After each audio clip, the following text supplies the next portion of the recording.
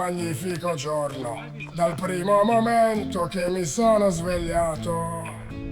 Scoprire che posso fare da me ed essere felice senza chiedere altro a chi che sia.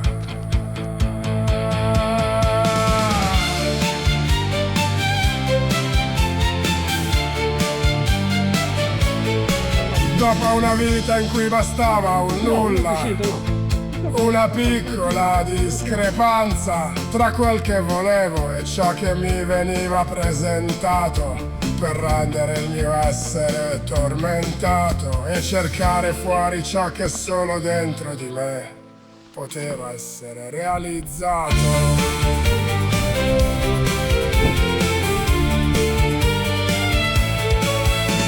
Uscire dalla gabbia dei preconcetti che mi avevano inculcato e prendere atto che ogni mio desiderio poteva essere realizzato.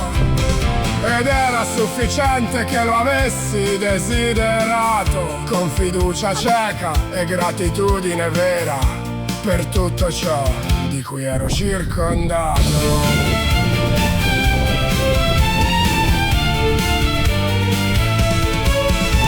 È chiaro che a questo punto, anche se provi una vera empatia per i compagni di viaggio di questa esperienza umana, che ancora hanno la vista annebbiata e il cuore inaridito dal rimpianto e dalla fatica di vivere.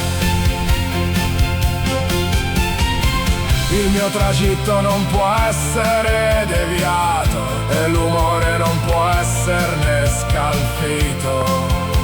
E non ci vuole molto, con un sorriso che fa emanare da dentro la tua vera essenza di creatore, piuttosto che creato.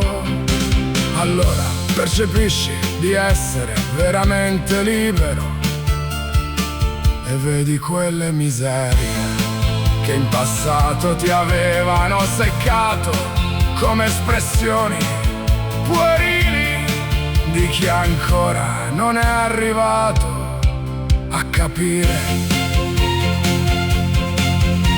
che prima di ricevere bisogna aver donato. E quindi sono felice di questo mio giorno fortunato, che non vuole apparire,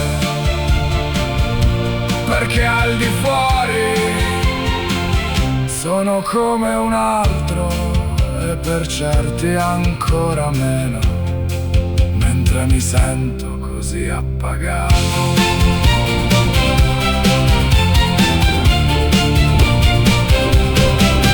Sono felice di questo mio giorno fortunato, che non vuole apparire,